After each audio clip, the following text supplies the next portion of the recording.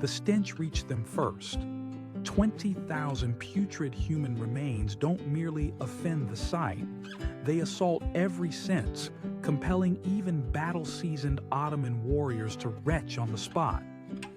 As Sultan Mehmed II, the very individual who had conquered Constantinople, advanced towards the Wallachian capital, he anticipated a city girding itself for a siege. Instead, he encountered a spectacle that would forever haunt him. It was a forest, not of timber, but of human bodies skewered on stakes, their forms in varying states of decomposition, some still convulsing after days of prolonged agony. At the heart of this ghastly tableau, positioned on the loftiest stake and adorned in ceremonial attire, was Hamza Pasha, Mehmed's own trusted general. Within the coming minutes, you will uncover the most terrifying truth regarding the authentic Dracula. This is evidence that medieval chroniclers sought to suppress, detailing a man so savage and so inventively cruel that even seasoned conquerors recoiled at the sight of his grim artistry.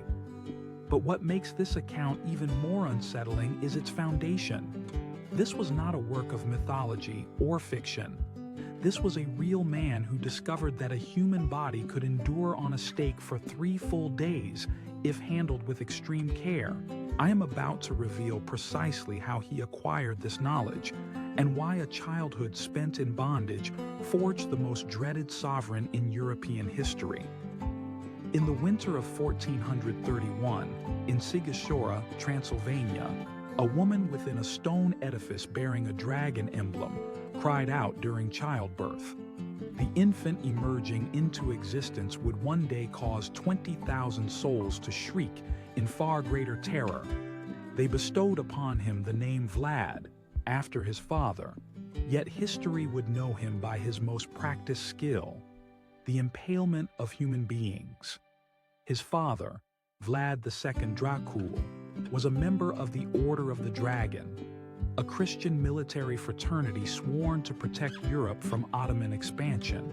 Dracul translates to dragon in Romanian, thus his son would be known as Dracula, son of the dragon. However, that was not the appellation that would instill dread across 2 continents. No, that distinction arose from his preferred method of execution. Consider the world into which this child was born. The Ottoman Empire was advancing westward like a pestilence. Christian kingdoms succumbed one after another. Constantinople, the crown jewel of the Byzantine Empire, which had endured for over a millennium, was on the verge of collapse. Situated between the Islamic Ottoman Empire and Christian Europe lay Wallachia, a small principality serving as a bloody bulwark. It was here that young Vlad absorbed his initial lessons in power. He learned that power derived from fear, and fear stemmed from pain. But to comprehend how a prince transformed into a monster, we must expose the precise moment his childhood concluded.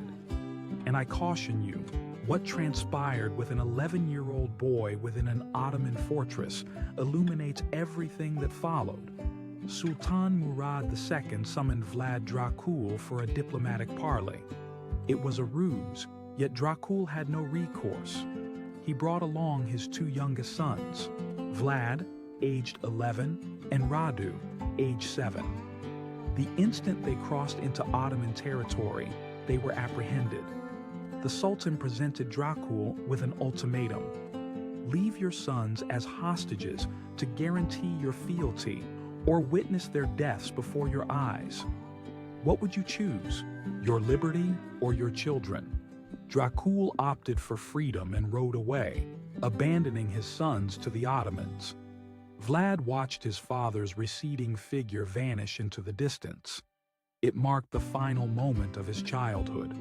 The Ottoman court maintained that noble hostages were treated with considerable care, providing education in languages, philosophy, and military strategy. For Radu, Vlad's comely younger brother, this was indeed the case. Radu flourished, converted to Islam, and became the Sultan's favored companion, with whispers suggesting a relationship that went beyond mere favor.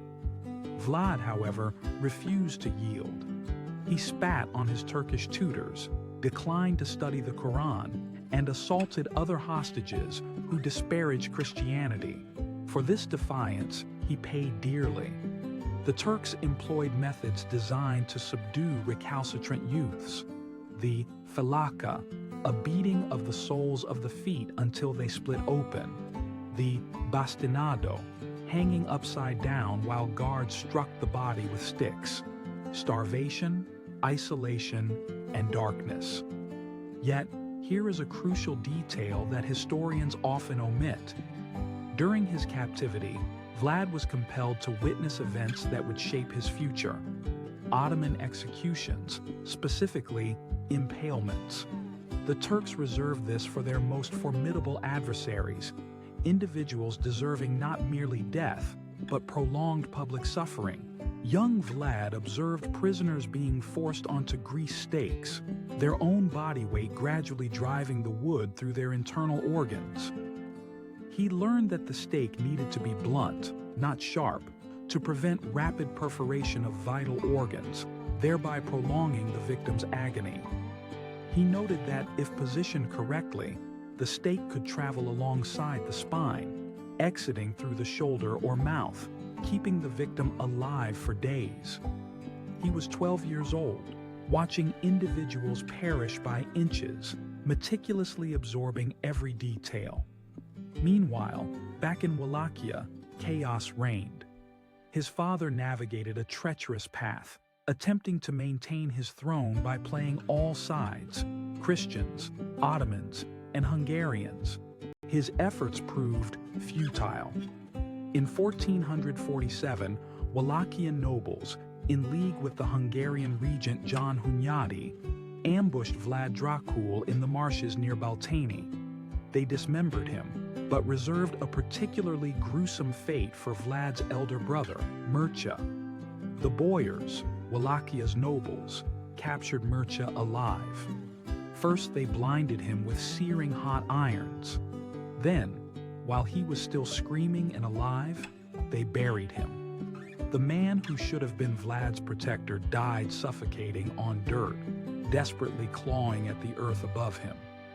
When news reached the Ottoman court, 16-year-old Vlad received the tidings with an unnerving composure.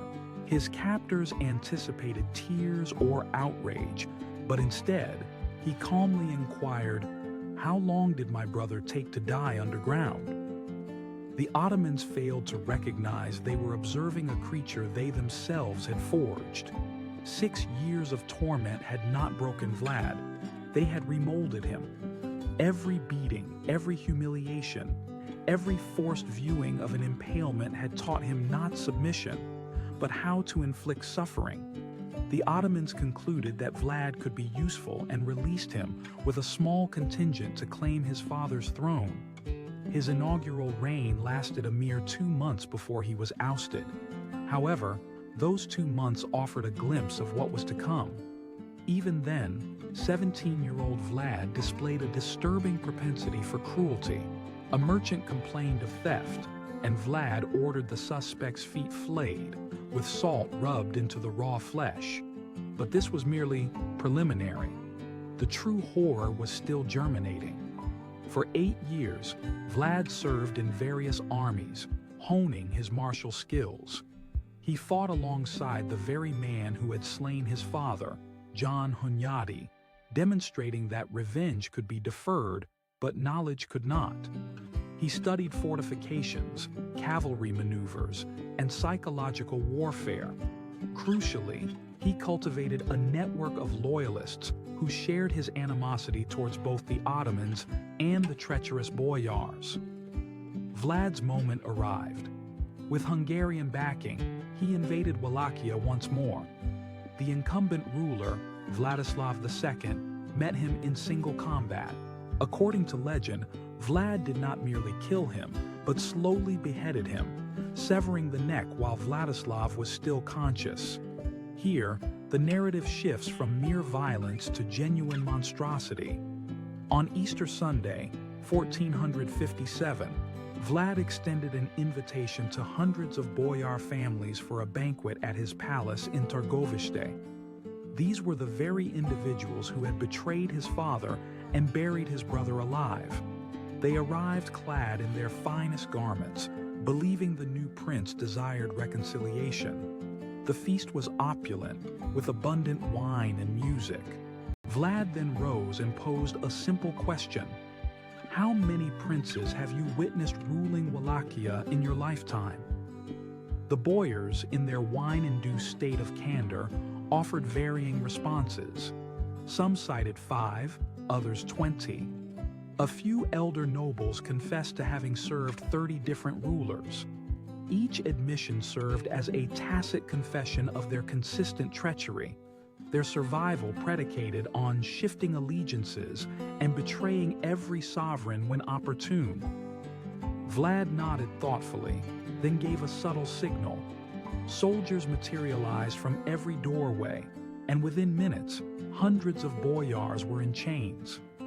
Vlad ordered the elderly and infirm impaled on the spot. In the courtyard, visible from the feasting hall, the screams commenced immediately. However, for the young and robust, he had different plans. Still attired in their Easter finery, they were marched north to a dilapidated castle.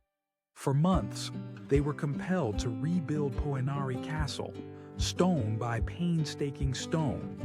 They toiled until their fine clothes disintegrated, leaving them naked. When they faltered, they were impaled. This was merely the beginning. I have unearthed documents that detail subsequent events, which shocked even the prevailing medieval standards of brutality. But first, if you find these hidden historical atrocities as disturbing as I do, please click the subscribe button. I dedicate myself to uncovering the dark truths of history on a weekly basis. And believe me, Vlad's story becomes considerably more harrowing. Now, allow me to recount the incident that earned him his infamous moniker in 1459 at Brasov. This Saxon merchant city had harbored Vlad's adversaries and rival claimants to the throne. Vlad issued a stern warning, which the city disregarded. Consequently, Vlad amassed 20,000 soldiers and demonstrated the consequences of defying the dragon's son. He did not merely assault the city, he transformed it into a macabre exhibition of horror. The Basilica Niagara, the Black Church, gained its name from the conflagrations Vlad ignited. Yet, fire was a merciful alternative to his other deeds. Men, women, and children alike were impaled in meticulously arranged rows.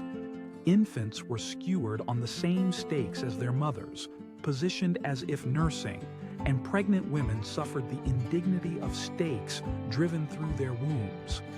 But here lies the detail that elevates Vlad beyond the status of a common tyrant.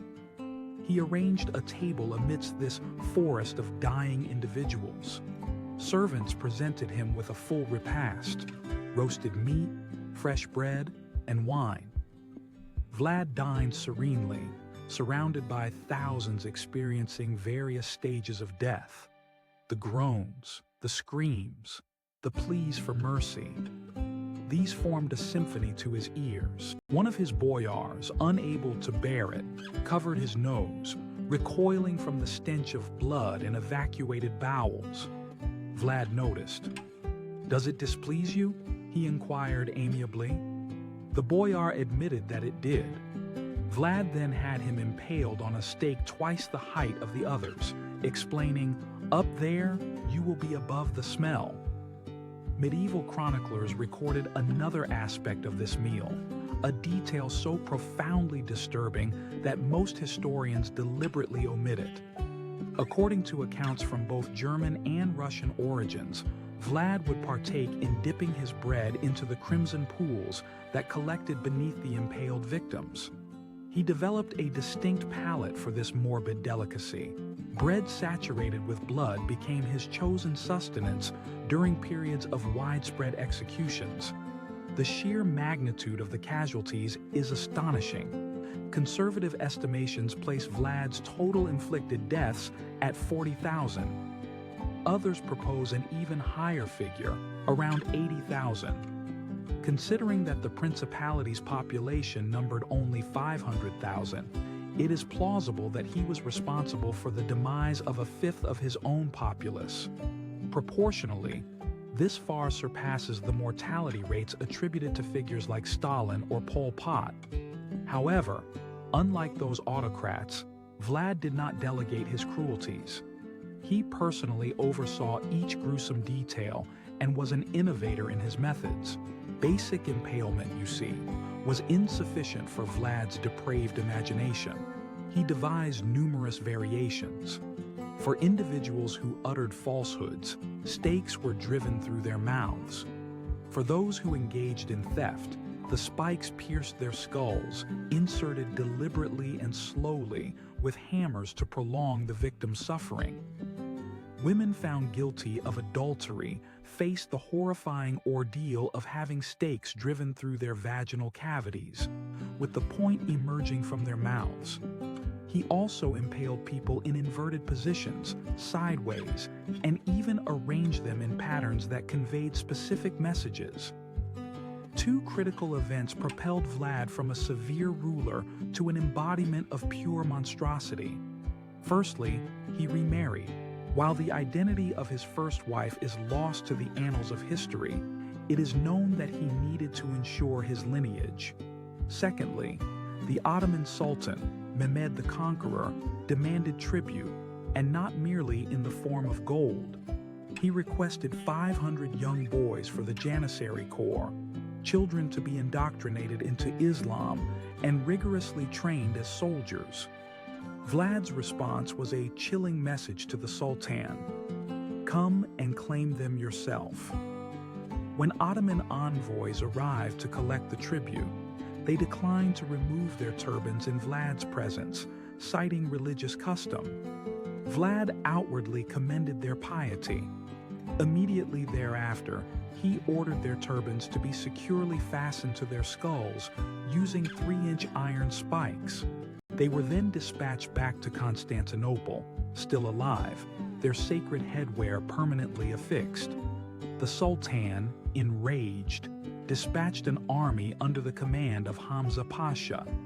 Vlad, however, executed a nocturnal ambush, capturing thousands of enemy soldiers. Every single captive was impaled. Yet, for Hamza Pasha himself, Vlad reserved a particularly heinous fate. The general was first castrated, his genitals stuffed into his mouth, and then impaled upon a golden-covered stake. This gruesome protocol demonstrated that even in acts of torture, hierarchical distinctions were to be meticulously observed. This brings us to the year 1462 and the incident that would forever solidify Vlad's infamous reputation. Sultan Mehmed II, renowned as the Conqueror for his successful conquest of Constantinople, personally led an army of 150,000 men into Wallachia. Some historical accounts suggest this number might have been as high as 300,000.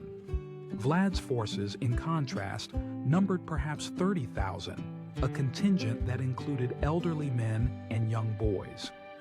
Recognizing the impossibility of victory in a direct confrontation, he opted for a strategy of indirect engagement. As the Ottoman army advanced, they encountered a desolate landscape. Vlad had meticulously orchestrated a scorched earth policy. Every cultivated field was burned, every water source was poisoned, and every village was evacuated. The Turkish soldiers marched through an oppressive atmosphere of ash and profound silence. However, this desolate scene was not the most terrifying aspect of Vlad's defensive measures. Vlad strategically deployed diseased prostitutes into the Ottoman encampments. Men infected with the plague stealthily infiltrated their ranks. The formidable Ottoman army began to succumb to illness before any actual combat even commenced. On the 17th of June, 1462, Vlad executed a daring night attack. With a select contingent of his most elite cavalry, Vlad infiltrated the Ottoman camp under the cloak of darkness. The primary objective was to assassinate Mehmed himself in his tent, thereby ending the invasion with a single decisive action. Vlad personally led the charge, cutting through the guards and actively searching for the Sultan's pavilion. However, amidst the pervasive darkness and ensuing chaos, his forces mistakenly attacked the wrong tent. Instead of Mehmed, they encountered the Grand Vizier. The assassination attempt failed. Vlad and his men narrowly escaped as the entire Ottoman camp was mobilized in response. The following day, Mehmed continued his advance towards Targovishte, Vlad's capital. The city gates stood open, with no defenders visible on the ramparts. The Sultan, inherently suspicious, approached with extreme caution, anticipating a trap. Then, they beheld it. But before I describe what is arguably the most horrific scene in military history, it is essential to grasp the sheer scale of this display. Stretching for miles around the city, covering an area of approximately 7 acres, stood thousands of wooden stakes, 20,000 of them, and affixed to each stake was a human being in varying stages of death and decay, men, women, and children. These were Turks captured in prior skirmishes, Bulgarian Muslims who had sided with the Ottomans, and Wallachian traitors. Some had been deceased for weeks, their bodies blackened by decomposition. Crows feasted on their exposed flesh. Others, impaled more recently, still writhed or moaned in agony. The arrangement was deliberate and geometric. The stakes were positioned in concentric circles, resembling a grotesque botanical garden. The tallest stakes, situated at the center, bore the highest-ranking victims. Hamza Pasha's gilded stake gleamed ominously in the middle, his body long dead but still clad in ceremonial armor. The overwhelming stench caused seasoned soldiers to retch.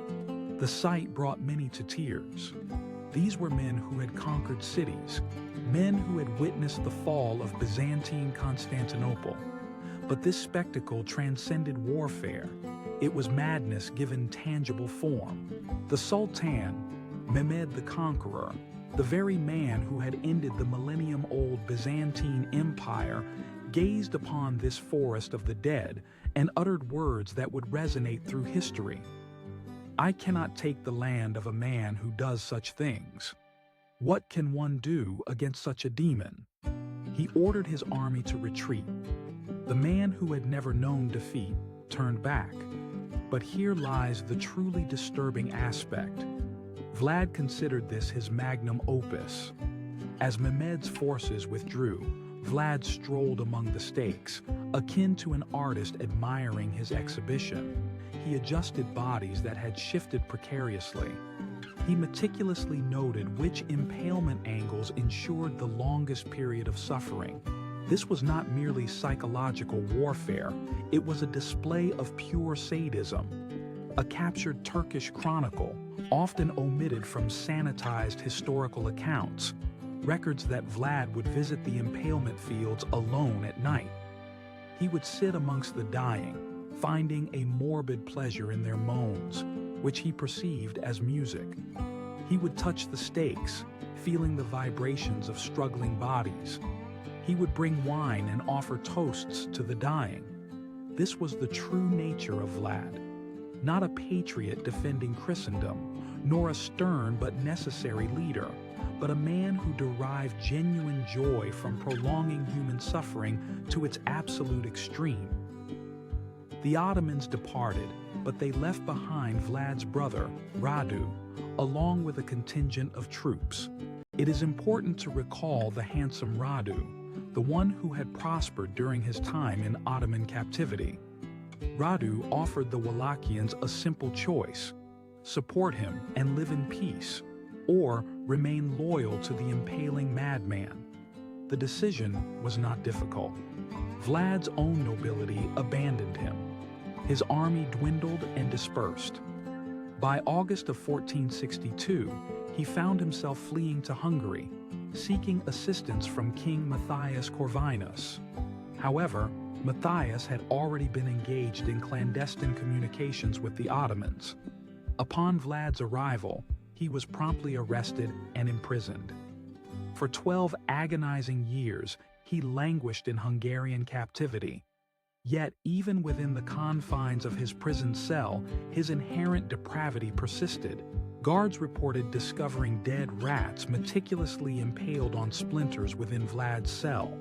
Small birds were found skewered on sharpened quills.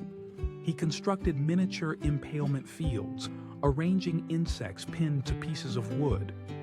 When questioned about these disturbing activities, he cryptically stated that he did not wish to lose his proficiency.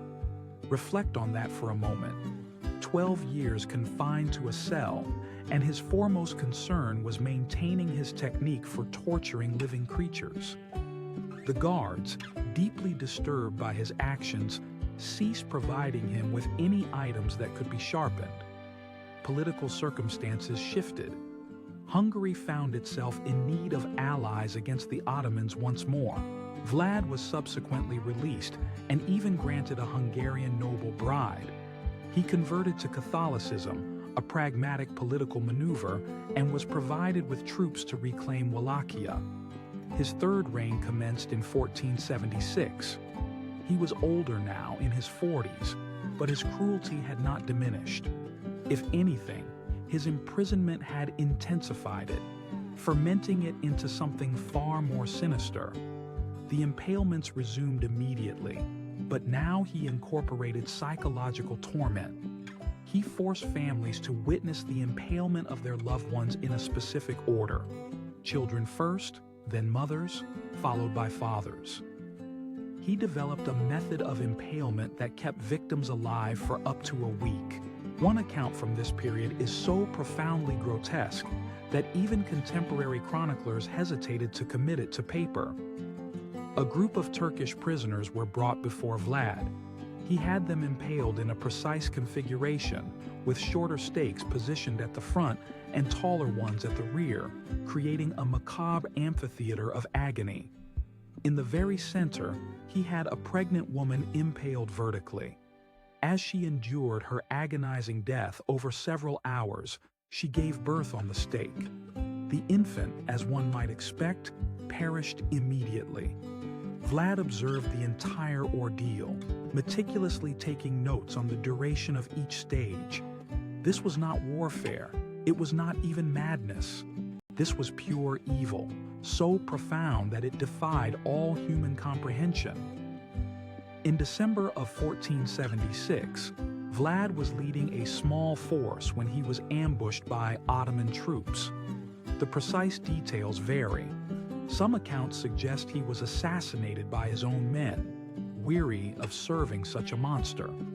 Others claim the Turks simply overwhelmed him. What is definitively known is this: Vlad the Impaler died in battle, his head severed from his body.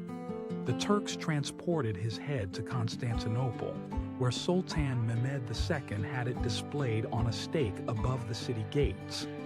There is a certain poetic justice in this. The Impaler, finally impaled, albeit in death. His body is purportedly interred at Snagov Monastery. However, when archaeologists opened his supposed tomb in 1931, they discovered it to be empty. Some speculate that monks, horrified by the presence of such profound evil, relocated the body. Others whisper more sinister theories. Yet, Vlad's demise does not mark the end of his narrative. You might anticipate a discussion of Bram Stoker and vampire legends at this juncture. However, that is not my intention, because the true horror of Vlad's legacy is not rooted in fiction. It is grounded in fact. In modern-day Romania, Vlad is revered as a national hero. Yes, you heard that correctly. The man responsible for the deaths of 80,000 people who dined on bread soaked in blood while observing children die on stakes, who impaled infants to their mothers' breasts. This individual has statues erected in his honor, and his likeness adorns tourist merchandise. Romanian nationalists extol him as a defender of Christianity and a bulwark against Islamic encroachment. They emphasize his resistance to the Ottomans, deliberately ignoring the screaming forests of the dead. They celebrate his unyielding justice, claiming he made Wallachia so secure that a golden chalice could be left unattended at a public fountain without fear of theft. They fail to mention that this purported safety was achieved through a reign of terror so absolute that people were too terrified to even breathe improperly. This is the genuine horror. Not that monsters exist, but that we are capable of rehabilitating them. That we find ways to rationalize the inexcusable simply because the monster was on our side. Vlad did not impale 20,000 Turks out of a defense of Christianity. He impaled them because he derived pleasure from it. He impaled Christians as well. He impaled anyone who provided him with an excuse. And when he exhausted all pretexts, he fabricated new ones. Medieval rulers were often brutal out of necessity. Vlad, however, was brutal by choice, by preference, by sheer pleasure. While other monarchs of his era employed execution as a deterrent, Vlad wielded it as a spectacle. Other leaders eliminated adversaries. Vlad's victims were chosen arbitrarily. Merchants who met his gaze unfavorably, women whose culinary efforts displeased him, infants whose cries persisted too long. He once impaled a delegation of foreign dignitaries due to their opulent attire, asserting their extravagance was an affront to the austerity of Wallachia. German narratives recount an instance where Vlad encountered a commoner with a tattered garment. Upon inquiring if the man possessed a wife and receiving an affirmative reply, Vlad revealed that the wife had been impaled for failing to maintain her husband's clothing adequately. He then presented the man with a new spouse, issuing a stark warning. Ensure your husband remains better attired or face the same fate as your predecessor. This was not an act of justice. It was the manifestation of a psyche deeply scarred by childhood adversity, warped by prolonged exposure to Ottoman barbarity, culminating in a cruelty that surpassed that of his oppressors.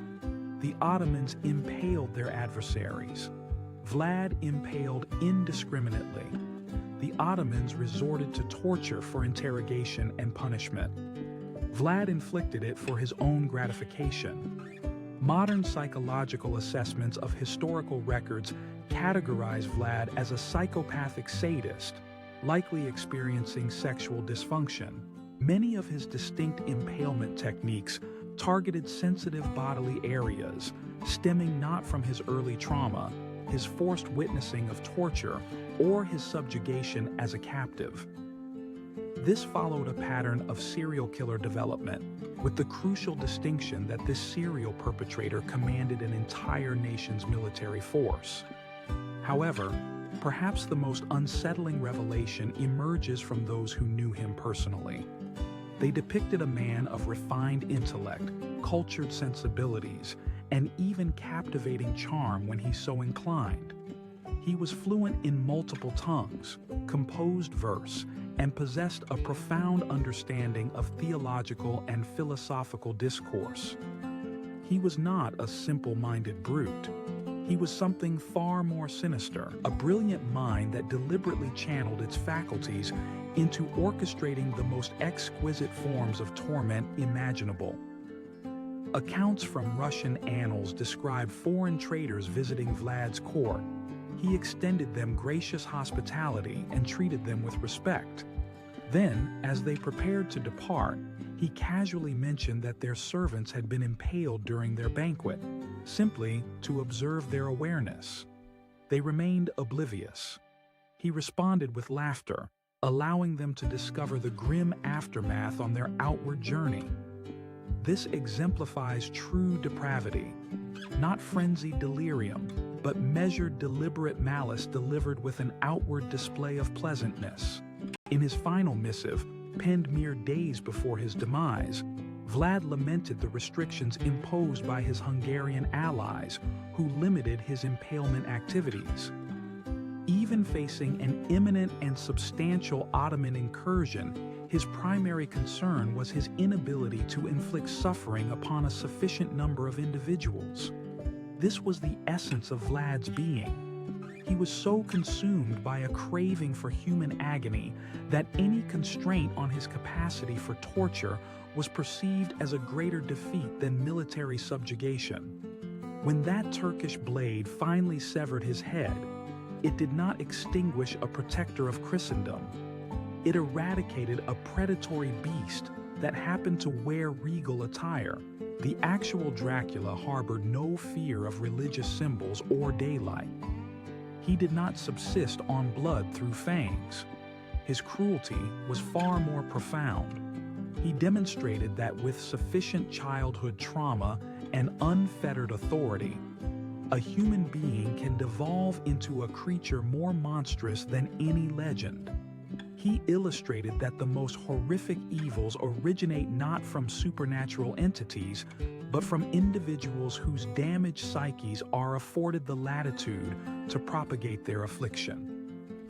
20,000 bodies contorted on stakes, infants perishing at their mothers' breasts, children compelled to witness their parents impaled in sequence, pregnant women giving birth while succumbing on poles. This is not folklore. It is not embellished history. It is a documented reality, supported by multiple sources from various nations, all consistently portraying an embodiment of pure malevolence. Yet, the ultimate, most disturbing truth regarding Vlad the Impaler is this: he achieved victory. His terrorizing strategies proved effective. The Ottoman forces delayed their invasion of Wallachia for years following his death. His name became a dreaded curse, invoked by Turkish mothers to frighten their offspring. "Behave, or Kazakh voyvoda will claim you," they would warn. The Impaler Prince, a figure so terrifying that even invading armies recoiled from the prospect of confronting his potential actions. And somewhere within the blood-saturated soil of Wallachia, in the earth that absorbed the bodily effusions of 80,000 impaled victims, a darkness took root. Not vampirism. Reality requires no supernatural embellishments. Rather, it was the notion that ultimate barbarity equates to ultimate dominion. That dread possesses a greater potency than any military force. That a single corrupted individual can compel empires to retreat through sheer resolve to commit acts others would shun. Vlad the Impaler did more than extinguish lives. He annihilated the concept of human limits to cruelty. He substantiated the principle that, with adequate trauma and power, anyone can transform into a demon. And he proved that sometimes the demons prevail. The macabre forest of bodies discovered outside Targov was not merely a war atrocity, it was a declaration of intent. It conveyed, "This is the extent of human capability. This is my capability, and I relish it."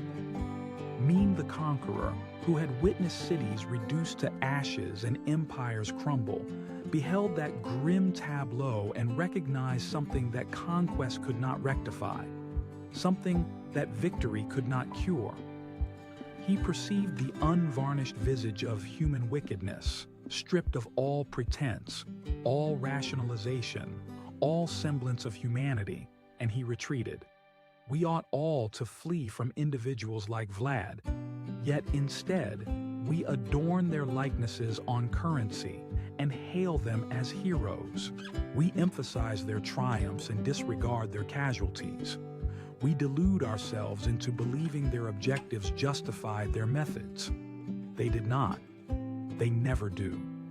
And until we cease glorifying monsters as heroes, we will continue to cultivate more Vlads, more forests of the impaled, more evidence that the true Dracula requires no fangs, only authority and a damaged psyche. Vlad III met his end in the winter of 1476. His head, displayed upon a Turkish pike, served as a testament to his enduring legacy, that humanity can eclipse any fictional monster, and that cruelty possesses an eternal existence. Every autocrat employing terror, every killer deriving pleasure from inflicting pain, every traumatized child who grows to inflict harm upon others, they are all descendants of Vlad the Impaler, the man who sculpted a semblance of hell on earth and labeled it justice. If Vlad's extreme sadistic cruelty appalled you, prepare yourself for the revelations concerning Gildare's atrocities against hundreds of children within his fortress. His murders were so heinous that they render Vlad's actions appear compassionate. Subscribe for further suppressed historical truths, and I shall rejoin you in the subsequent